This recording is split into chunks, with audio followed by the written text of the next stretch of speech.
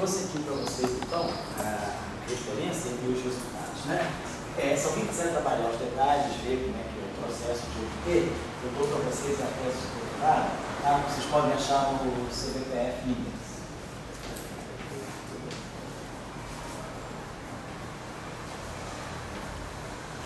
Foi de fevereiro de 2001.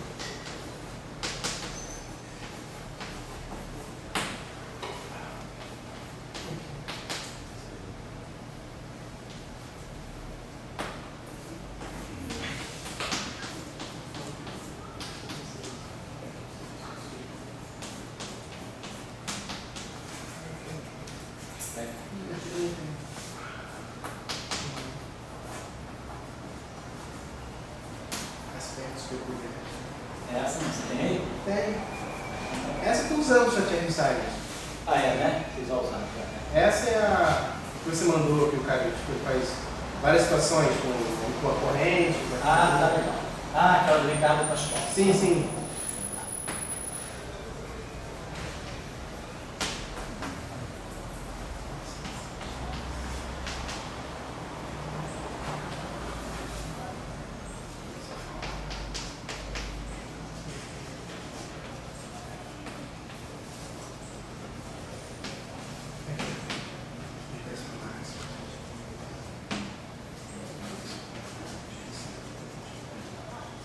Então, o estudo das funções de Green que ele faz, a parte sem massa está no capítulo 1 e a parte com massa está no capítulo 6. Então, eu vou colocar para vocês aqui, só para fazer o confronto, as funções de Green, né, no caso tridimensional. Então, a gente está pegando aqui a função de Green retardada também. Função de Green retardada. E 1 mais 2D.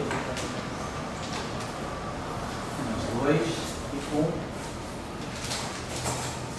massa zero. X' do psi igual a zero. A função de Green simplesmente a função de Green do Lambertiano puro. Então, ela dá aqui.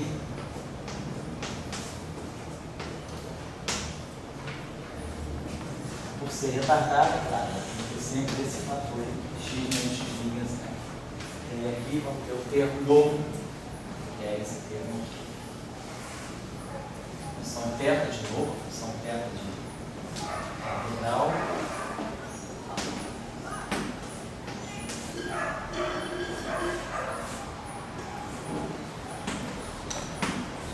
Então, como vocês observam, o cone de luz desaparece.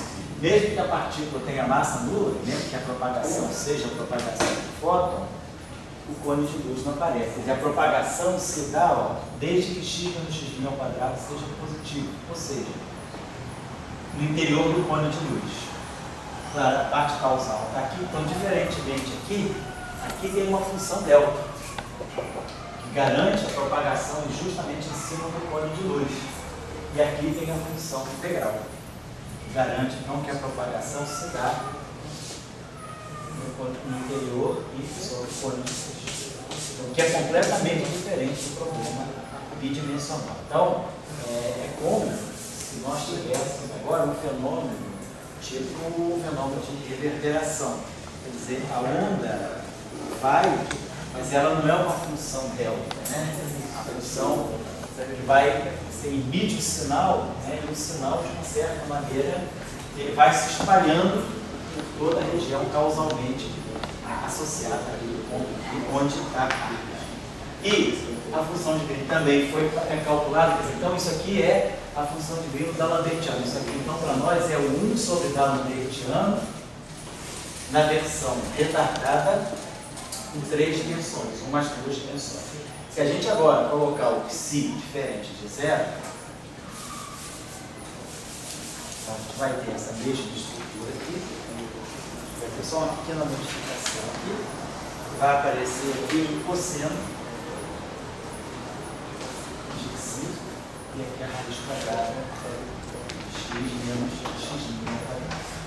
Também, se eu fizer psi igual a zero, eu caio no caso anterior.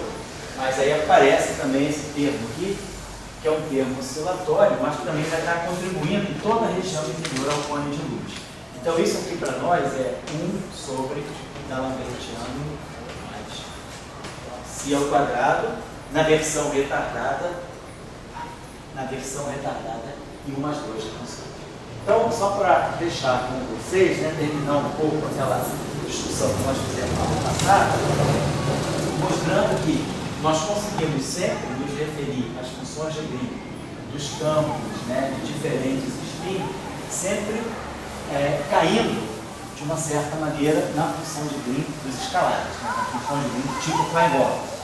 Na verdade, aquele operador que é o operador que dá a dinâmica do campo genérico, ele é um operador que vai estar envolvido, vai estar envolvendo também a parte de spin do campo, a parte o aspecto tensorial do campo, mas o aspecto de causalidade ele fica todo, né, no fundo, na função de Klein-Bordel. Por quê?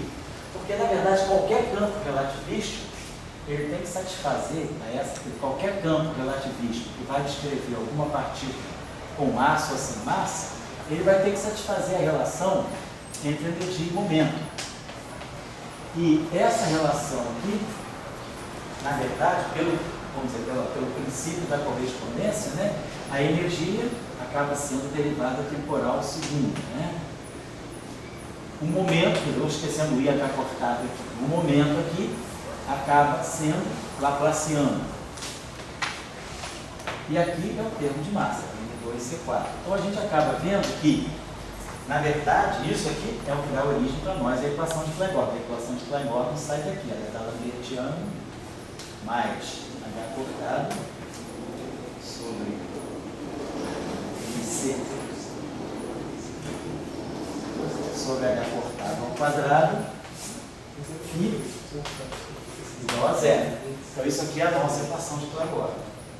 Então, essa equação aqui, qualquer campo relativístico satisfaz, no fundo, implementa essa relação aqui no espaço dos campos.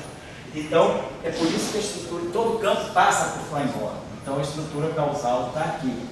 A outra parte, quer dizer, o que a equação de onda com um campo de spin genérico traz é Klein-Bordel revestido de operadores que vão dar as projeções dos spins, como os spins se propagam, como os spins do campo se propagam. Então, por isso que Klein-Bordel se torna tão importante. Por isso que as funções de Green de Klein-Bordel, elas estão na base das funções de Green de qualquer campo, né? Porque qualquer campo, a partir da sua equação original, né? Se eu tiver uma equação de campo genérica desse tipo, eu posso sempre, a partir dessa equação de campo aqui, chegar a uma versão de Klein-Bordel. Esse campo aqui vai estar sempre satisfazendo, em segunda instância, a equação de Klein-Bordel. Então, o Klein-Bordel está por trás. Então, o papel desse operador, como nós vimos, né, é simplesmente descrever como os spins ou como o spin do campo se propaga. Mas quem descreve a causalidade é essa relação de energia e momento. Foi, fala. No nosso caso, para trabalhar de ensaios, a relação de dispersão de energia não vale mais, porque a nossa massa não pesa, não vai para energia. Mas o propagador é Klein-Bordel. Isso. Não, quando você estuda, você diz Klein-Bordel ou Chern-Simons? Então, Chern-Simons, a gente consegue mostrar que o propagador dele aparece em termos de massa. Isso. Só que essa massa não pesa. Não vai para energia. Não, a equação de. Não, quando você escreve, quando você sai de Klein-Bordel, você acaba mostrando. Vamos pegar I, vamos pegar o Klein-Bordel, mas que se F2I, pegar a equação homogênea, igual a zero. Vamos escrever esse objeto e passar esse aqui para o dual. Vamos escrever esse cara aqui em termos de dual. Então isso aqui vai ficar epsilon, mi, kappa. Vou escrever esse cara aqui em função do dual. Di.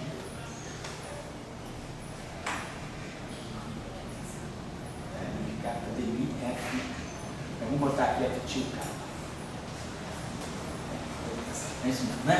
Então, o DI, o FMI, FMI, kappa, F2, vamos botar um dual assim, acho que sim, F2I, igual a zero. Então, a gente está vendo o seguinte, posso escrever o termo do F2, podemos escrever essa equação assim, vou botar aqui, epsilon, I, kappa,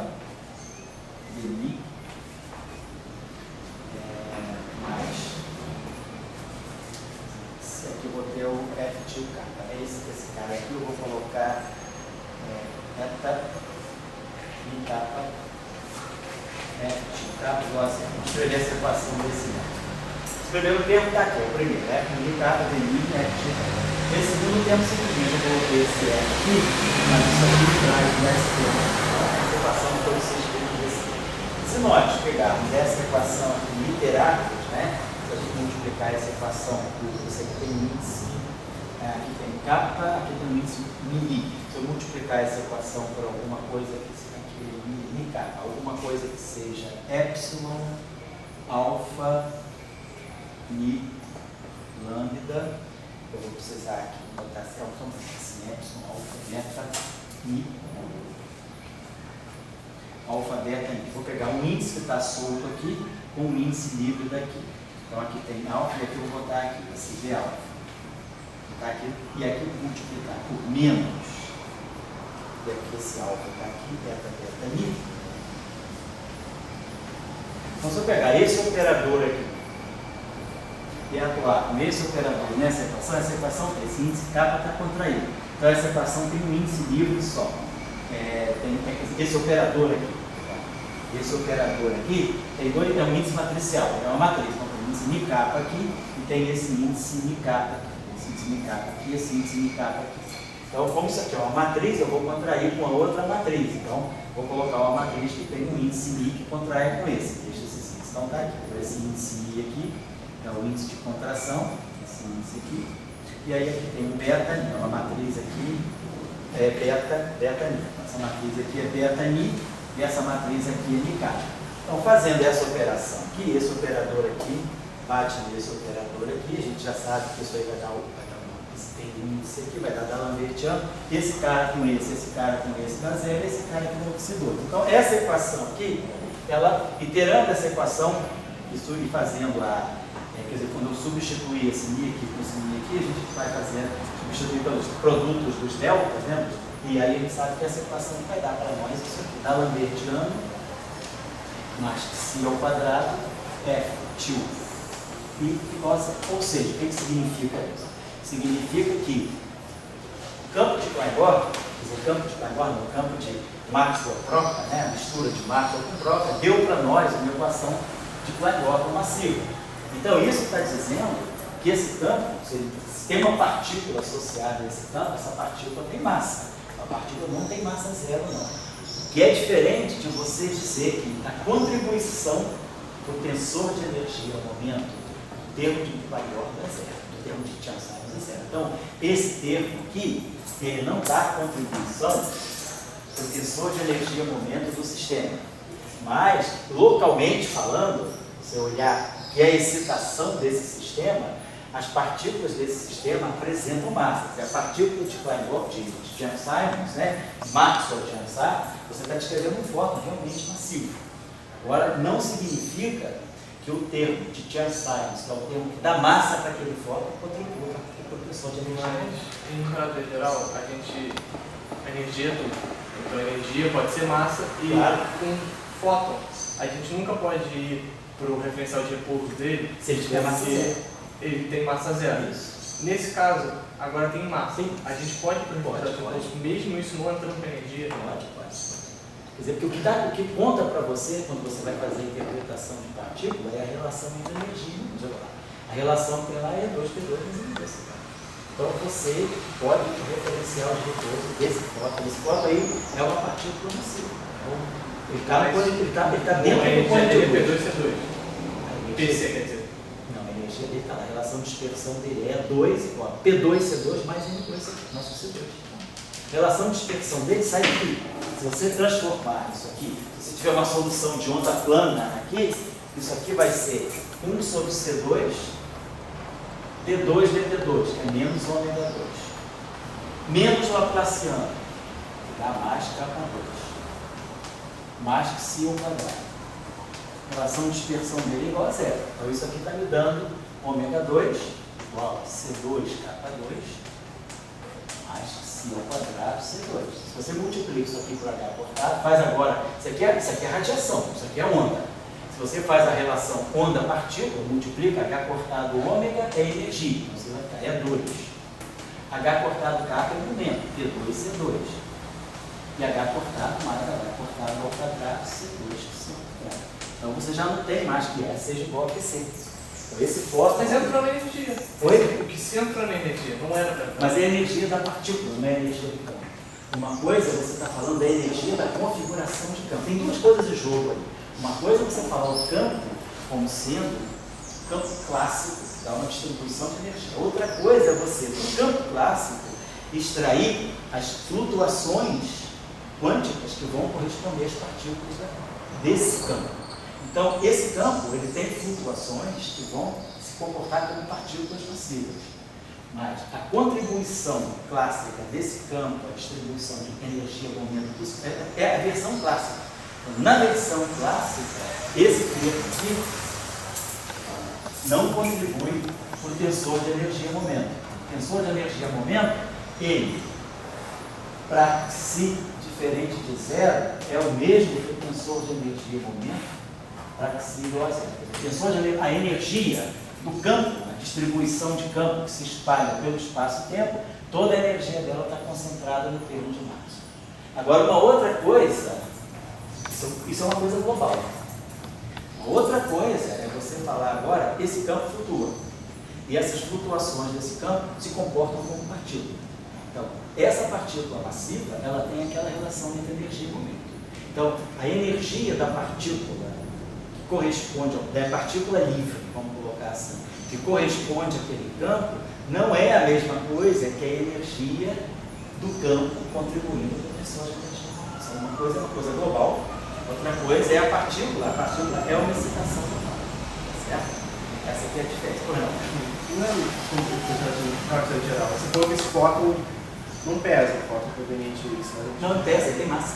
Não, mas tipo, como assim? O que significaria não entrar na energia do campo? Seria, se você está sentindo um campo gerado por esse tipo de fótons, você não faria diferença para você? É isso que significa?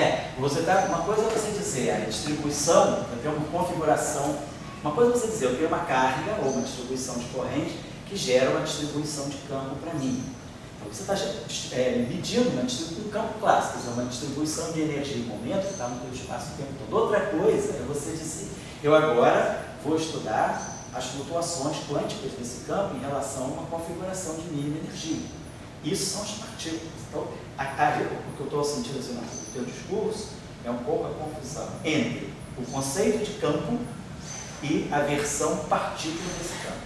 Então, o campo clássico, como uma distribuição de energia e momento, ele satisfaz aquelas equações e ele dá, sim, uma contribuição. O tensor de energia desse campo, ele é uma distribuição de energia e momento que se propaga pelo espaço. Ele tem uma distribuição de energia, tem um fluxo de momento, que é o vetor de Poynting dele, então ele te dá uma ideia de um fluxo de energia e momento pelo espaço e tempo. Isso é o campo clássico como um todo. Outra coisa é você dizer, agora, esse campo pode apresentar flutuações quânticas. O que são flutuações quânticas? Você imagina que você tem um campo clássico, e esse campo clássico agora, ele começa a apresentar flutuações. É como você tem uma partícula. A partícula segue uma trajetória clássica. Se você vai para a mecânica quântica, a partícula já não está mais atrelada a uma trajetória clássica que é a solução das equações de campo. A partícula oscila, ela flutua em torno dessa trajetória clássica. Claro que as flutuações de maior probabilidade são a partícula mais provavelmente está perto da trajetória clássica, mas ela tem uma probabilidade não zero de estar bastante afastada da trajetória clássica. O campo é a mesma coisa. Você tem o campo clássico, ele satisfaz a essa equação de movimento, ele tem uma configuração que você determina quanto vale o campo elétrico, quanto vale o campo magnético, aqui nesse ponto ou no ponto afastado, e essa distribuição de campos, né, que podem ser campos dinâmicos, ele dá uma distribuição de energia e momento. Você tem uma energia e momento fluindo nesse espaço, cortados por esse campo. Agora, uma outra coisa é você dizer, o meu campo agora é o campo quântico. Ele já não é mais um campo determinado pelas equações de Joule-Lagrangé. Ele é um campo que flutua em torno dessa trajetória clássica. Essas flutuações é que vão corresponder às partículas. Então, a partícula é uma flutuação, é uma coisa local, uma flutuação local do campo. Não é alguma coisa que mede o caráter global de distribuição de energia no mundo. Então, o fóton massivo associado ao campo de Maxwell, Chern-Simons não contradiz o fato do campo de Maxwell-Chern-Simons na versão clássica, porque quando você fala do fóton massivo, você está falando da versão quântica do campo, na interpretação de partícula que emerge desse campo ser agora um objeto quântico. Na teoria clássica, nada disso tem. Na teoria clássica, você tem um campo, equação de movimento, cargas e correntes gerando campo, e esses campos se propagam. Mas, por exemplo, o fóton dele se passa no Sol. O fóton no eletromagnetismo de Maxwell normal passa lá do Sol, tem uma fricção. Agora, se esse fóton passa, ele vai ter uma deflexão diferente, certo? Claro, ele é massivo, a deflexão dele vai ser diferente. O que você vai ter que fazer para fazer? Você vai acoplar agora uma partícula massiva, vetorial, um vetor de polarização, acoplada ao campo de gravitação do Sol, ao Gemini gerado, que é o campo de gravitação do Sol. Porque, tipo, quando você faz a carta geral, você iguala aquilo ao tensor de energia, certo? Mas aquilo é equação de campo, não é equação da partícula. É assim. Tá, você confundiu as coisas. Eu estou pensando... Às vezes o cara lê muita coisa e embaralha a cabeça. Né? Uma coisa é você gerar de uma partícula numa métrica gravitacional. Outra coisa é você resolver a equação de Einstein colocando do lado direito o tensor de energia e momento. Se você disser o seguinte, qual é a gravitação, qual é o campo gravitacional gerado pelo campo de Chern-Simons Maxwell? Aí eu diria, campo gravitacional gerado pelo campo de Chern-Simons, a distribuição, quando você vai resolver, você tem esse campo como um campo clássico, ele satisfaz a essas equações de movimento e ele tem esse tensor de energia e momento. Vou colocar esse tensor de energia e momento de Maxwell Chern-Simons, que na verdade ignora o termo de Chern-Simons. Então, o tensor de energia e momento de Maxwell Chern-Simons é exatamente o tensor de energia e momento de Maxwell. E aí agora você vai resolver o problema do campo gravitacional. Você vai pegar as equações de Einstein e vai, botar lá, sei lá, de R, e vai colocar desse lado aqui o tensor de energia e momento.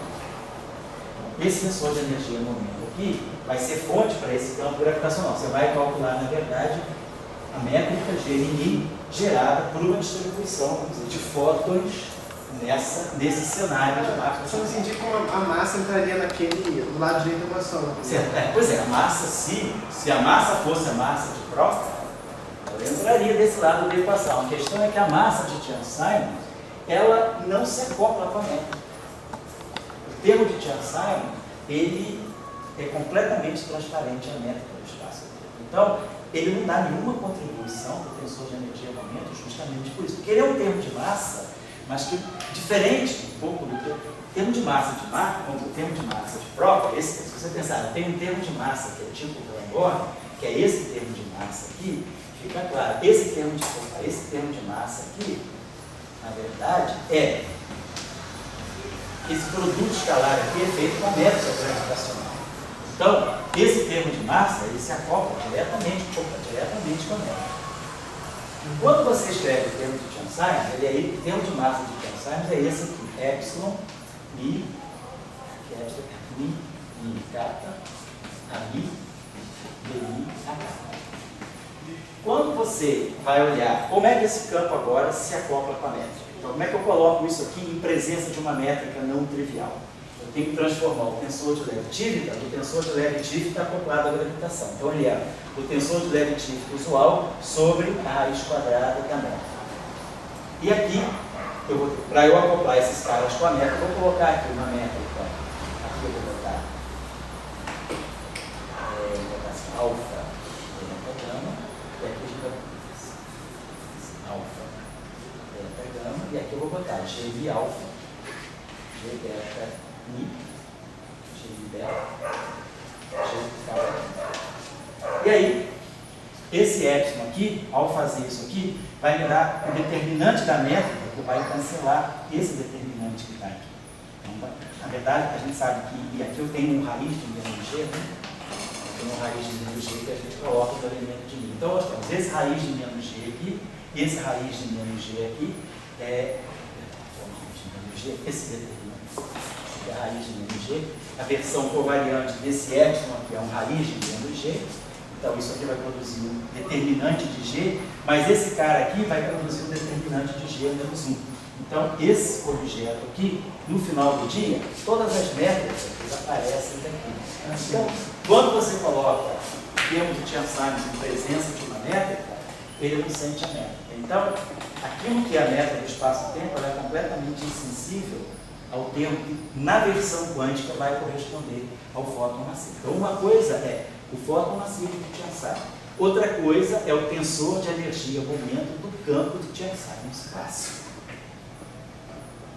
Entendi. Acho que a dúvida dele foi alguma coisa que gravita, porque se passasse por tensor a gente saberia, mas que não gera gravidade.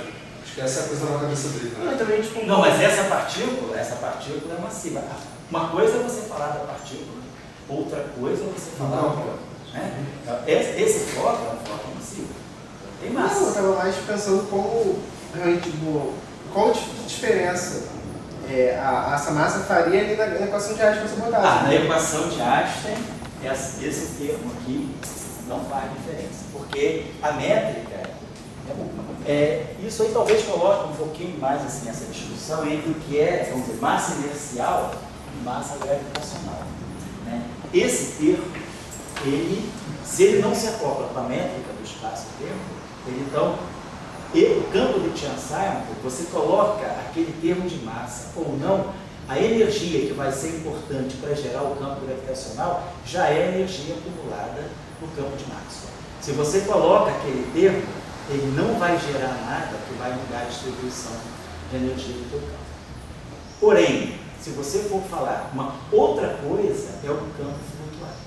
A flutuação do campo já é um cenário completamente diferente, porque você já vai para o cenário quântico, porque o campo já não é mais uma função clássica que vai dar contribuição para o tensor de energia-momento. Então, o campo, se você for olhar agora o que é o tensor de energia-momento na teoria quântica, você tem que pensar em alguma coisa como um valor esperado no vácuo de um operador. O tensor de energia-momento passa a ser um operador, é completamente diferente do cenário. Então, a confusão que está tendo é o fato do campo, do fóton de Chern-Simons ser massivo, mas, por outro lado, o fato do campo de Chern-Simons não dar contribuição para o tensor de energia-momento podem parecer duas coisas conflitantes. Mas não são, porque você está olhando o mesmo campo sob dois pontos de vista diferentes. Uma coisa é você olhar o campo clássico, que é uma distribuição de energia-momento, outra coisa é você olhar a partícula quântica, que é uma flutuação local da energia. Não, esse ponto eu entendi, tem duas perspectivas diferentes. Mas o meu ponto é o seguinte, você falou que um fóton massivo e outro não massivo sofriam trajetórias diferentes, mais perto do Sol. Mas se o tensor de momento... o tensor de energia-momento não descreve esse fóton. Só o campo, né? Isso já é... Se você for descrever o fóton, como é que você descreve uma partícula num campo gravitacional? Você tem que colocar, essa partícula vai seguir uma geodésica. Você não está colocando o tensor de energia-momento de Chern-Simons para descrever essa partícula. Você está colocando a coordenada da partícula, exemplarmente o spin da partícula, e você vai acoplar os graus de liberdade da partícula com a métrica do teu espaço-tempo. Uma coisa é você estudar a dinâmica relativista da partícula num campo gravitacional. Outra coisa é você estudar a contribuição do tensor de energia-momento para o campo gravitacional. São duas coisas diferentes. Você está dizendo assim, você tem um Sol, aí vai passar um fóton perto desse Sol. Se esse fóton é massivo ou não é massivo, isso vai fazer diferença. Ele vai estar seguindo geodésicas diferentes. Agora, uma outra coisa é você dizer, esse fóton, ele é a flutuação de um campo clássico. Esse campo clássico não contribui para o tensor de energia-momento. Então, isso é uma outra coisa. Aí você vai dizer, eu quero saber o campo gravitacional gerado por essa distribuição de campo. Isso é um outro problema. Esses dois problemas, eles derivam de um único campo, mas são duas visões diferentes, completamente diferentes do problema. Uma coisa é uma descrição determinística, que é a relatividade geral, outra coisa você está falando simplesmente de uma propriedade muito localizada do campo, que é uma flutuação que você observa sob a forma de era como... fazendo as contas, fazendo os cálculos, que diferença faria, entendeu? O fóton ser massivo ou não? Onde surgiria a diferença? Na geodésia, a comparação. Uma partícula é massiva. Pensa no espaço de Minkowski. Se o fóton é massivo ou não, onde surge a diferença? Um lugar onde o diagrama de Minkowski, onde é a ficar do cone? Pois é. Um vai estar dentro do cone de luz, o outro vai estar na superfície. Mas se você tiver um laser com efeito coletivo de fóton sem massa e um laser do lado dele, de Chern-Simons, Certo? ele não senta aí? O Chern-Simons, o fóton normal vai gerar uma distribuição de Você GI. diz o mundo quadridimensional normalmente? Não, então, estamos no bicórdio, atirei um laser constante de fóton. Isso. Se eu tiver energia suficiente, isso vai gerar uma distribuição vai gerar uma métrica em volta disso. Se eu botar o fóton Chern-Simons do lado com um efeito coletivo, um aglomerado clássico, um canhão de fóton de Chern-Simons, ele vai sentir essa métrica e gerar métrica? Ou ele só vai passar reto? Não, o campo do o fóton de Chern-Simons, ele gera métrica. Então eles vão se juntar. Só que a gravitação em 3 dimensões é diferente. Em 3 dimensões, se você colocar uma massa aqui, colocar outra massa aqui, a interação gravitacional em 3 dimensões ela não se propaga. Então, uma partícula não sente o campo gravitacional da outra, só sente se estiver em cima. O campo gravitacional, o fóton, o gráviton, não se propaga. Em 2 dimensões planares, uma dimensão temporal, 2 dimensões espaciais, o número de graus de liberdade do fóton é 0. O gráviton, perdão. O gráviton, a interação gravitacional, ela é uma interação de contato em 2 dimensões planares.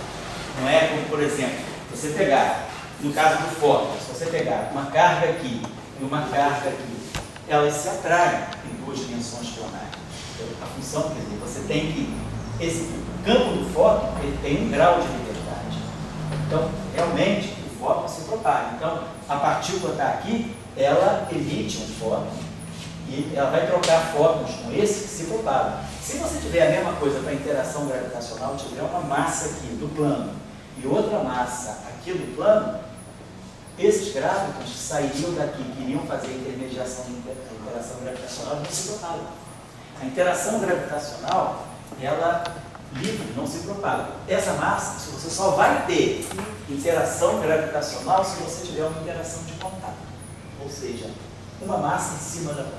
Não, mas então isso não está ligado. A lei de força é a mesma, é quadrada da distância. Em 2 dimensões, não. Não, digo, quando você está aqui no nosso espaço, é a mesma. É quando você desce uma, muda se tudo, comporta de muda um jeito, tudo, completamente. e ela não se comporta do mesmo jeito. Então você está ligado ao spin. A gravitação se comporta de maneira completamente diferente. Mas você devido ao spin do gráfico ser diferente do spin do fóton? É, Essa que é a diferença. A diferença é o spin. Mas, O número de graus de liberdade muda drasticamente. Primeiro é o seguinte, em 2 dimensões, todas as partículas de massa zero são escalares.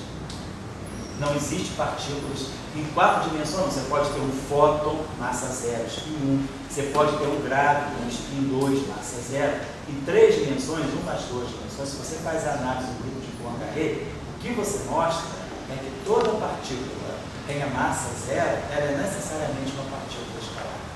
Ela tem um só grau de liberdade. E no caso do gráviton, se você for olhar a equação que dá a dinâmica do gráviton em 2 dimensões planares, você mostra que o gráviton não se propaga em 2 dimensões. Não tem dinâmica. O gráviton é um grau de liberdade parado. Então você não tem a propagação da onda gravitacional planar. Só a propagação da onda eletromagnética planar. Mas assim mesmo, a onda eletromagnética planar, ela se propaga também de uma forma completamente diferente da que tem em 3 dimensões. Ela é uma onda escalar, na verdade. Ou não? Se a gente vivesse isso um 2 azul, flex lens, como é que a gente saberia que a gravidade existe? Saberia se você se você encontrar na massa. Agora, que é o que o pessoal estuda, né? Você pode fazer o efeito da massa, quer dizer, topologicamente o teu espaço tem aquilo que se chama um déficit angular. Quer dizer, você percebe o efeito da massa pelo chamado déficit angular. Quer dizer, a topologia do teu espaço não é, quando você coloca a massa, ela deixa de ser uma topologia plana. Então você vai ter uma topologia que vai ser algo assim. Se você colocar uma massa aqui, é como se o teu espaço-tempo fosse reportado aqui, tem esse déficit angular. Então se você sai daqui e você volta ao mesmo ponto, você não volta, você chega aqui. Então a geometria de uma massa, quer dizer, isso aqui seria a solução de Schwarzschild em 3 dimensões. A solução de Schwarzschild planar, ela é completamente diferente da solução de Schwarzschild no mundo tridimensional. Então, você percebe a gravitação só por um efeito global, não por um efeito localmente. Local você não percebe a gravitação, só globalmente. Globalmente você percebe por causa desse chamado ângulo de Levy, que tem no chassi. Então, a vida em umas duas dimensões é muito diferente desse aspecto. Todas as interações, é que eu só sei como é que fica agora a gravitação, a eletrodinâmica muda só o campo magnético entre um campo Escalar. escalar, o campo elétrico cai no LN. Mas as outras interações, com curiosidade, como é que elas ficam em duas dimensões? O QCD, se você for olhar também, o que acontece, todas as interações que são mediadas por campos vetoriais, elas se comportam como eletromagnéticos, que é campo vetorial. Oi? QCD são 8 fótons. Seriam 8 fótons isso. Seria uma QCD com 8 gluons, né? Seriam 8 fótons. Agora, a gravitação é que é diferente, porque como o Pipo falou, a gravitação é em 2. Então, se você for olhar um campo tensorial simétrico em 2 dimensões, e a equação de campo que ele satisfaz, que é a equação chamada, quer dizer, no fundo é isso aqui. Vou apagar isso aqui. Deixa eu apagar.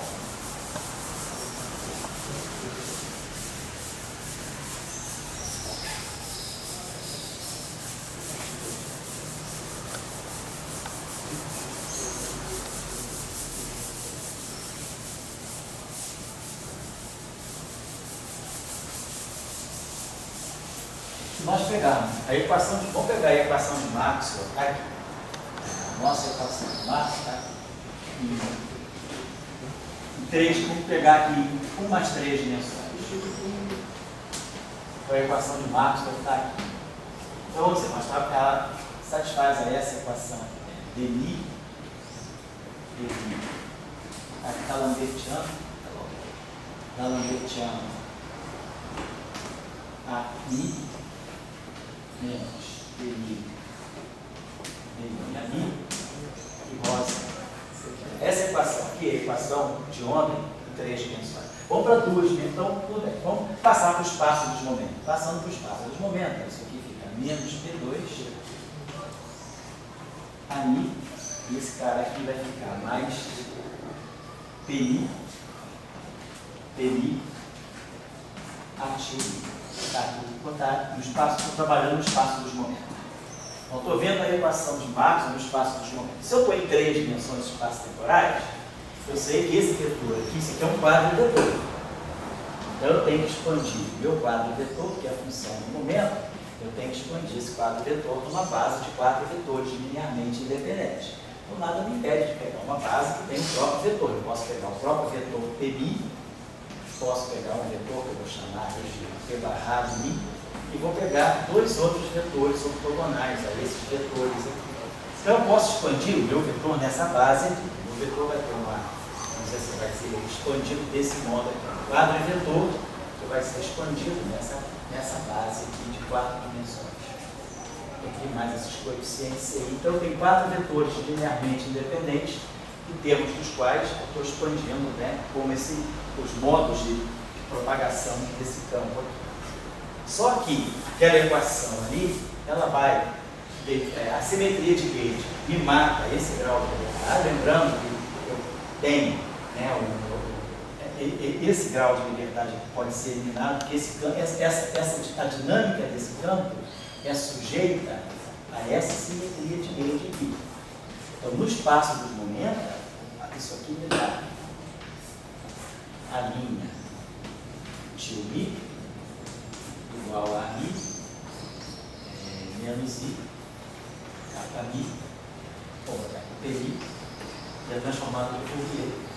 Bom, então, pela transformação de Gauge, esse objeto aqui, ele sofre exatamente a ação do Gauge. Então, toda a força da simetria de Gauge, ela é jogada nessa componente aqui do campo. Portanto, por uma transformação de Gauge, eu posso sempre zerar isso. Então, esse parâmetro aqui não é um grau de liberdade física eliminado por uma escolha de Gauge. Quando eu coloco esse campo naquela equação, a gente mostra que esse D aqui é igual a zero. Aí entra a equação de Gauss, que mostra que esse D é zero. Então, no final, o que a gente tem é um fóton que pode se propagar em duas direções ortogonais à direção de propagação. Que é exatamente o que dá um caráter transverso do fóton. Está aqui, o nosso fóton é transverso. Se eu vou agora a duas dimensões, faço a mesma análise em duas dimensões, eu não tenho mais 4 vetores linearmente independentes. Eu tenho 3 vetores linearmente independentes em 4 dimensões. Então, eu vou ter esse vetor PI, esse vetor P barra I, e desses 2 vetores só me sobra um. Então, eu tenho um vetor aqui que é ortogonal a esses 2 aqui. Então, quando eu faço a análise, a simetria de Gauge me mata esse, a equação de campo de Maxwell me mata esse, e me sobra apenas um vetor, que é ortogonal à direção de propagação do fóton. Então, o fóton se propaga no plano, ele se propaga nessa direção, então o campo AMI vibra nessa direção. Então, automaticamente, meu campo AMI só tem um grau de liberdade, ele só pode vibrar se a onda se propaga nessa direção, a perturbação eletromagnética, ela necessariamente fica nessa direção, diferentemente aqui, em 3 dimensões, não. Se a onda se propaga nessa direção, a propagação eletromagnética, ela tem como plano de graus de liberdade, todo esse plano ortogonal de direção de propagação. Então, o fóton ele tem mais graus de liberdade. Se eu faço o mesmo exercício para o grávido, quando eu faço o mesmo exercício para o grávido e uso, quer dizer, um raciocínio desse tipo, a gente mostra que se a onda gravitacional se propagar nessa direção, eu não tenho, o grávido, ele não tem nenhuma perturbação. Então, a onda gravitacional, se eu fizer uma análise semelhante, quer dizer, não usar, claro, as equações de Maxwell, mas usar as equações de Einstein em forma linearizada. O que é a equação de Einstein em forma linearizada? A equação de Fierz-Pauli. Lambertiano, H-min. Menos dmi, mais dmi, traço de H. Menos dmi, d, kappa, H, kappa, min.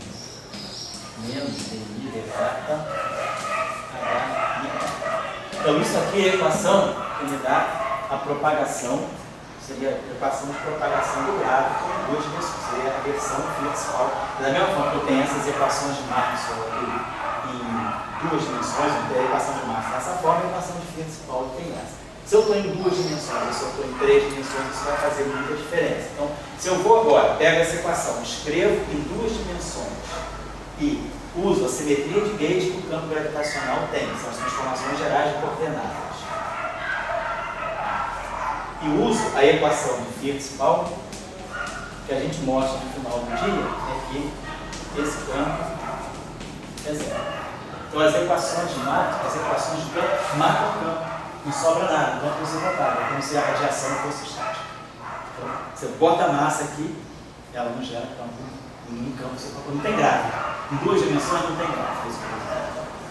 Você pode gerar gráfico, sim, se você modificar o que é a gravitação para você. Se você disser a gravitação de Einstein e a raiz de menos GR, se você for olhar essa gravitação aqui em 3 dimensões, 1 mais 2, não tem gráfico. O gráfico é estático. Ele não é uma partícula de nada. Então a interação gravitacional não se produz. Se você botar massa, ele volta a se Se você pode botar algum termo novo aqui. Você pode gerar aqui, sei lá, algum termo que seja proporcional à curvatura ao quadrado. Ou você pode gerar, se quiser, um termo massivo, como quer. Ou pode gerar até um termo de Chern-Simons, que a gente em geral faz. Você bota uma gravitação de Chern-Simons. Aí quando você coloca aqui o termo de Chern-Simons gravitacional, aí o gráfico passa a ser transformado. Então muda. É a mesma coisa com o fóton. A gente tinha falado aqui no curso anteriormente. Se você pegar o fóton sem massa, o fóton de Maxwell em 2 dimensões planares, o fóton de Maxwell ele é um escalar. Mas se agora a gente coloca a massa de Chern-Simons, o fóton deixa de ser escalar e passa a ter spin. Então o spin muda pela massa. Então, quer dizer, Maxwell é fóton de massa zero. O spin é zero. É uma partícula escalar. O fóton agora tem massa diferente de zero. É o fóton de Chern-Simons. O spin dele passa a ser 1. Então, o spin é sensível à massa. Então, 2 dimensões é uma dimensão muito assim, peculiar nesse aspecto. O grupo de Lorentz, o grupo de Poincaré, o grupo de Poincaré em 2 dimensões, e ele tem peculiaridades completamente diferentes daquilo que é o Poincaré em 3 dimensões. Então, muitas vezes a gente vai fazer analogia e erra por conta disso. Mais uma coisinha que eu tinha trazido, um exemplozinho de uma eletrodinâmica diferente, a casa acabando, vou deixar provavelmente como tarefa aí, mas tem uma eletrodinâmica interessante que tem sido estudada na literatura por conta da tentativa de descrever também relações de dispersão alternativas para fora. É um problema mais ligado à astrofísica. É a possibilidade de efeitos quânticos da gravitação alterarem, né, a propagação do fóton, no fundo alterarem o próprio eletromagnetismo. Então a gente imagina que se tem uma física além do modelo padrão, né, por exemplo, a gravitação quântica, até como é que eu posso dizer, se há uma gravitação quântica de fato, será que algum efeito gravitacional pode chegar nas equações de Maxwell, modificar as equações de Maxwell? Tem, por exemplo, uma proposta desse tipo aqui, que é a chamada eletrodinâmica de Myers-Postelov. É uma descrição deles dois. Vou dar a referência aqui, eu acho que eu tenho anotado a referência aqui. Anotei isso em Physical Review Letters.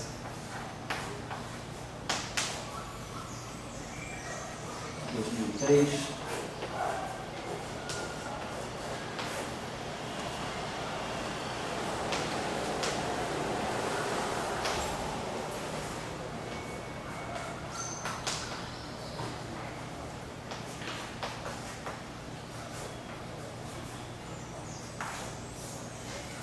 Então, a ideia deles é que, se a gente pode trazer algum tipo de efeito de gravitação para a dinâmica do campo de Maxwell. Então, normalmente, o nosso lagrangiano de Maxwell é esse aqui, menos o quarto de F, o campo de Maxwell livre, né? Então, o fóton livre se propaga de acordo com essa ação. E eles colocam um termo que, vindo, claro, analisando o espectro de baixas energias da teoria de corda, imaginando que a gravitação, quer dizer, na proposta deles, a gravitação ela está descrita pelas cordas. E o que eles olham então seria o limite de baixas energias nas cordas, como a gravitação emerge no limite de baixas energias das cordas. Então, no limite de baixas energias das cordas, a gravitação ela dá a métrica, ela se acopla com as equações de Maxwell e ela pode gerar uma contribuição que eles determinam ser dessa forma aqui. Tem aqui um parâmetro, esse parâmetro aqui está ligado ao acoplamento do gravitão com um fóton, e aqui aparece um fator que é 2 vezes a massa de Planck, que é uma massa muito grande, que são cerca de 10 a 19 GeV. E a contribuição que isso pode dar para o eletromagnetismo, ele coloca desse modo a tensão de Levy típica de 3 dimensões espaciais. Esse F0J aqui é o campo elétrico, claramente. Aqui a derivada temporal, D0. O FKL é o campo eletromagnético.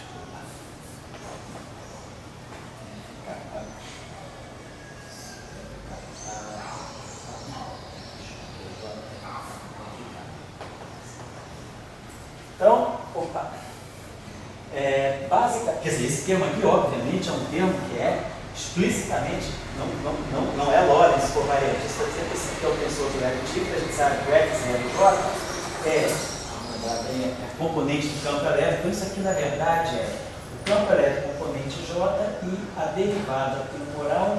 Isso aqui é menos o campo magnético, então isso aqui deve dar basicamente isso aqui, o campo elétrico vetorial report.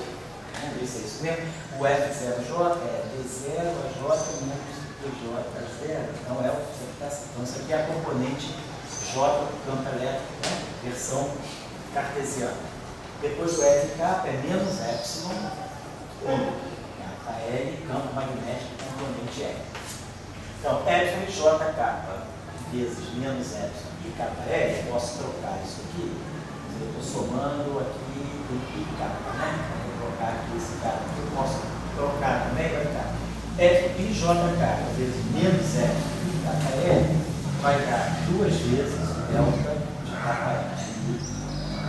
Somando em K, vai dar 2 vezes o delta de JL. Então vai dar 2 vezes, 2 vai cortar aqui, então na verdade é isso aqui, é escalável. Então, esse termo aqui que eles determinam é que efeito quântico da gravitação pode trazer esse termo aqui. Então, qual é a repercussão desse termo aqui? Vamos dizer, nas equações de massa. E aqui eu tenho 1 sobre psi, sobre massa de corpo. Então, vamos dar uma olhadinha como é que fica isso, como é que a equação de Maxwell sofre efeito, né, nessa proposta. Então, esse termo aqui dá para nós, vamos escrever assim, vamos escrever esse termo aqui, menos 1/4 de f no ao quadrado, né? Então, ele é menos 1/4 de f0i, f0i, mais f0, menos fij, como esse termo aqui é menos 1/4, isso aqui, só estou abrindo em coordenadas do espaço, em coordenadas em componentes cartesianos. F0i, esses dois termos aqui são iguais, aqui vai dar um fator 2. Esse cara aqui é o campo elétrico, esse cara aqui é menos, então isso aqui vai ficar menos 1/4, e isso aqui vai ficar menos 2 campo elétrico ao quadrado. Né? Isso é 2 sobre C2. E a componente, aí aqui tem um E sobre C. A componente 0J é o E sobre C. Então, esse F0i aqui é o E sobre C. Esse aqui é E sobre C, mas esse aqui é menos E sobre C. Por isso vai ensinar um menos aqui. Agora, esse cara aqui isso aqui é epsilon I J kappa beta. E esse aqui isso aqui vai ficar menos epsilon I J L B, né? Estou fazendo esse menos com esse menos aqui. Cancela. Então, epsilon J kappa, epsilon I J L, dá 2 vezes delta de kappa L, então aqui dá um fator 2. Dá um fator menos, né? Então vai ficar menos, vai ficar aqui o fator menos 2 B2. E aqui, isso aqui desceu F0i. Então tá, esse cara aqui é o E, esse cara aqui é, então ele vai descer, vai ficar mais tudo somado. Baixei isso, aqui então isso aqui dá para nós não pagar isso aqui. Então esse primeiro tempo é o tempo de Maxwell, é o tempo que dá o de sempre. Menos é mais o meio, dia 2 menos D2. Então, como é que fica esse lagrangiano? Então o lagrangiano de Maxwell, vamos colocar aqui o lagrangiano de Maxwell com o termo, vamos dizer assim, de mais posterior, propondo uma maneira de um efeito quântico da gravitação chegar na equação de Maxwell, é isso aqui. Aqui nós temos um meio de E2 sobre C2 menos B2, e aqui nós temos esse aqui, que é mais psi, então isso aqui, mais isso aqui. Então, ver como é que isso aqui afeta a equação de Maxwell.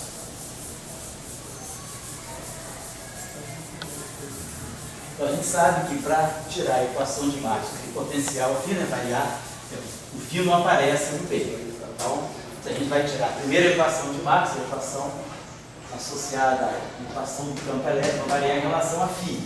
Aqui não tem φ. Aqui tem, então, isso aqui vai ficar 2 vezes, vai cancelar, vai ficar 1 sobre C2 escalar delta E. Estou fazendo a variação em relação ao φ. O φ está aqui dentro, né? Então vai ficar 2 vezes, vai cancelar, vai ficar E escalar delta E sobre C2, mais psi sobre a massa de Planck. E aí, 1 sobre C está aqui também.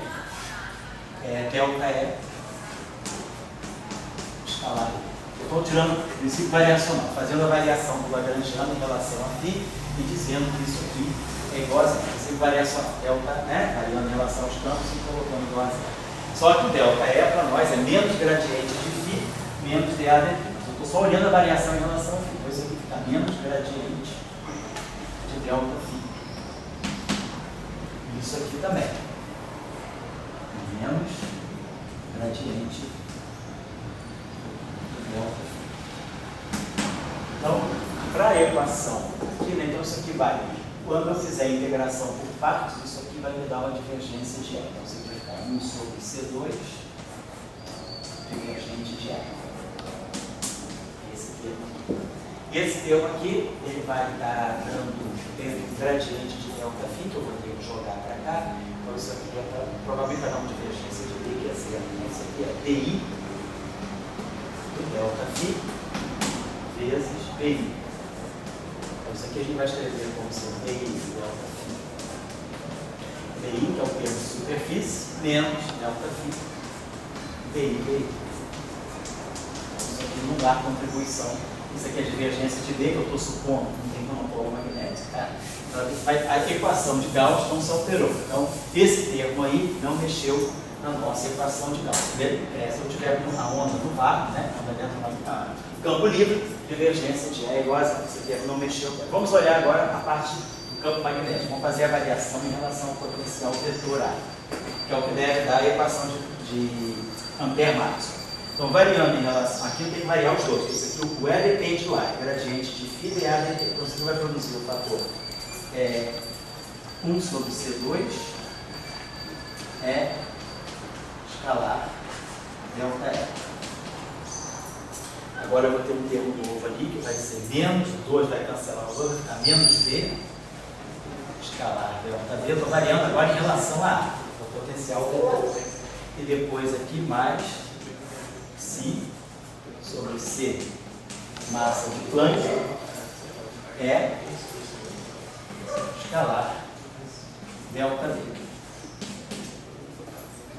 Delta B, então, esse delta B é rotacional de A. Então, isso aqui é rotacional do delta A. E esse termo aqui também é rotacional de escalar, rotacional do delta A. Quer dizer, o meu B é rotacional de A. Eu vou fazer uma variação em A, então o meu delta B é rotacional do delta A. Aqui é a mesma coisa, aqui eu tenho gradiente de φ e dA dt, mas eu estou variando em relação a A. Então, isso aqui vai produzir o menos ddt do delta A.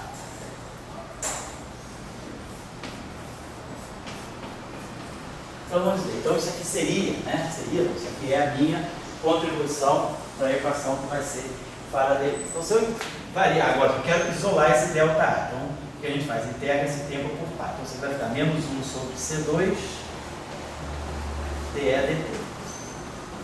Que é o termo usual, né, da corrente de deslocamento.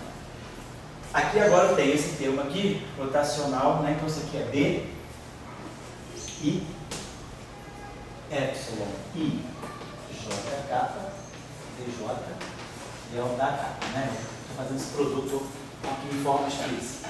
Então, nós vamos ter que integrar por partes. Vamos ficar com DJ, BI, então vamos ficar com BJ do epsilon IJ kappa BI delta kappa.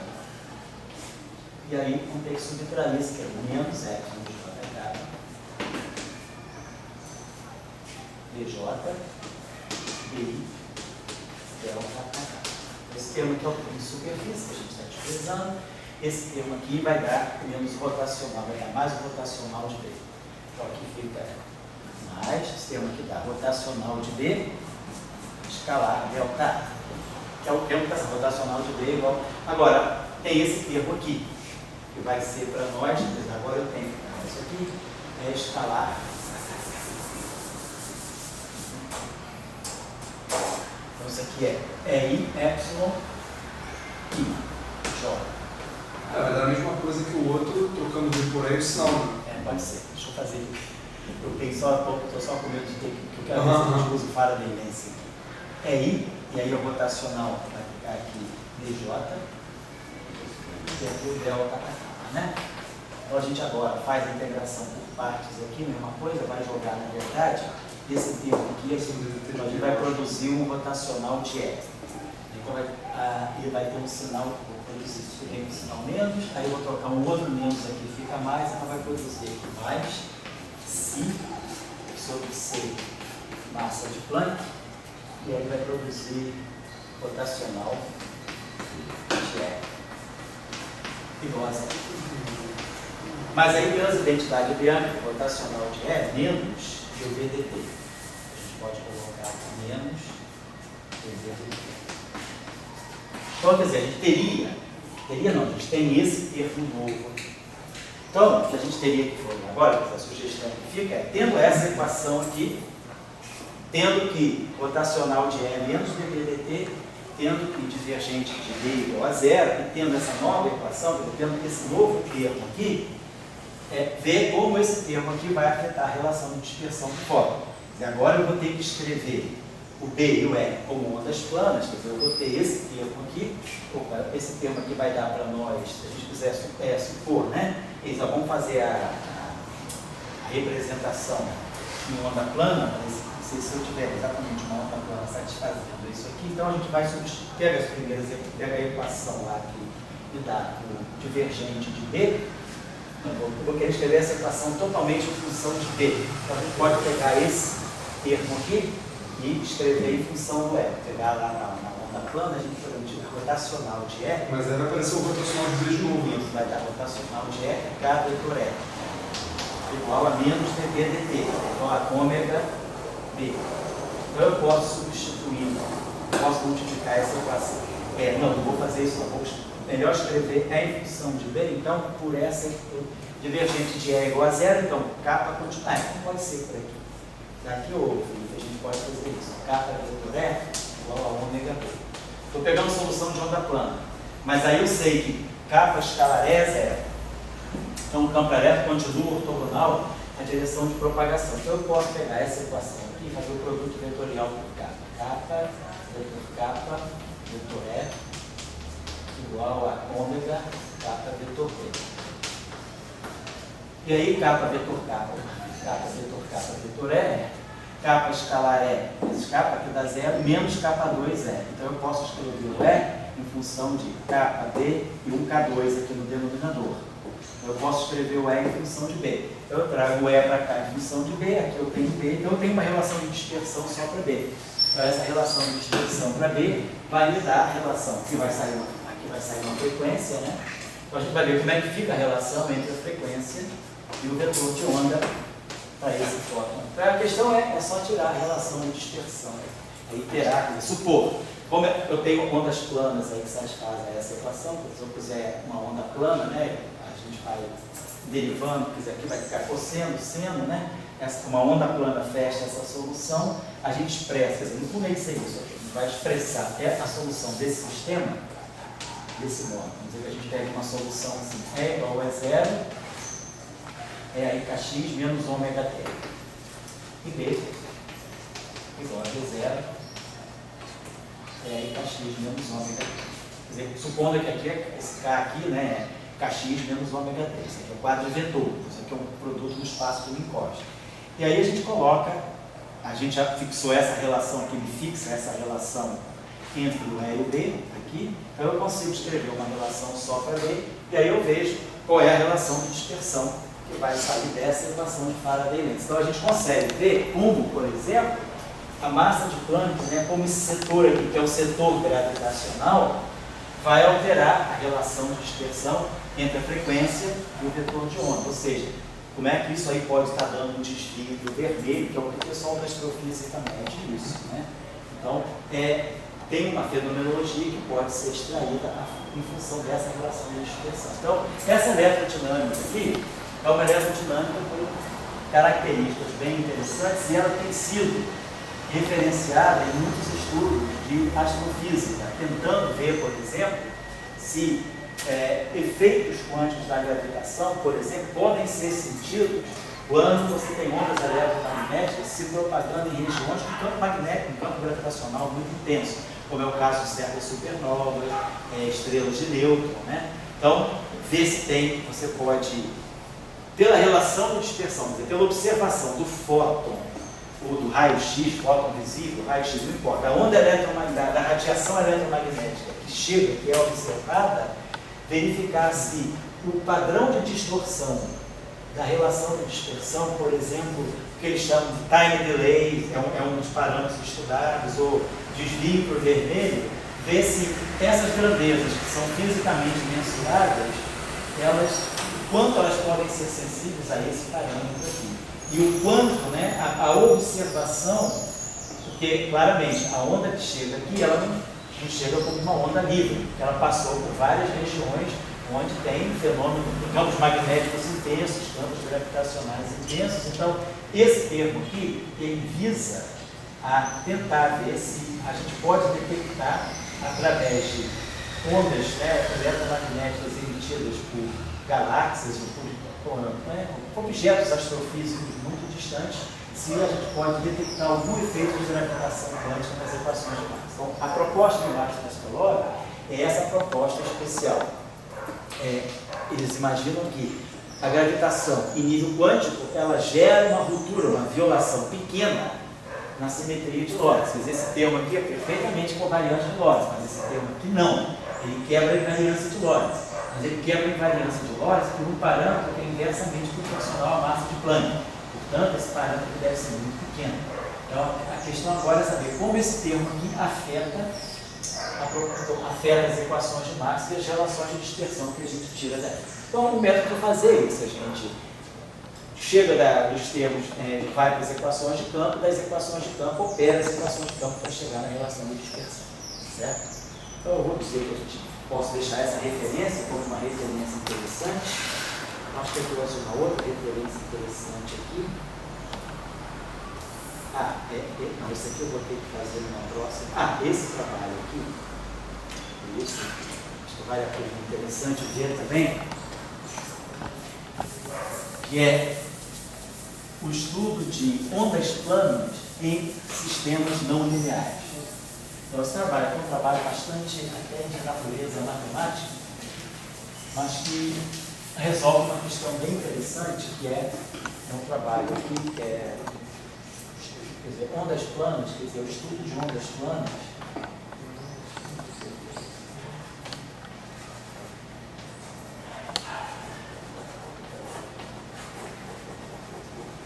Na eletrodinâmica de Born.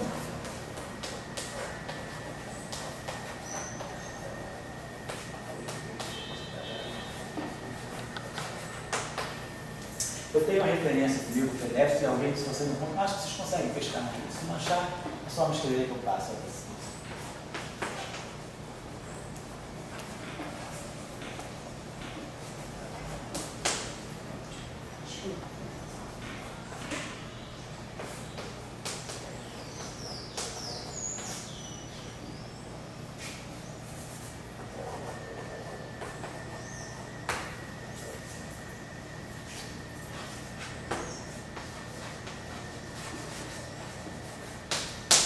Então, esse trabalho eu acho que é um trabalho interessante, porque ele apresenta um estudo, um método algébrico interessante, um método interessante de álgebra linear e não linear, para poder estudar soluções de ondas planas em sistemas eletrodinâmicos não lineares, como é o caso do Born.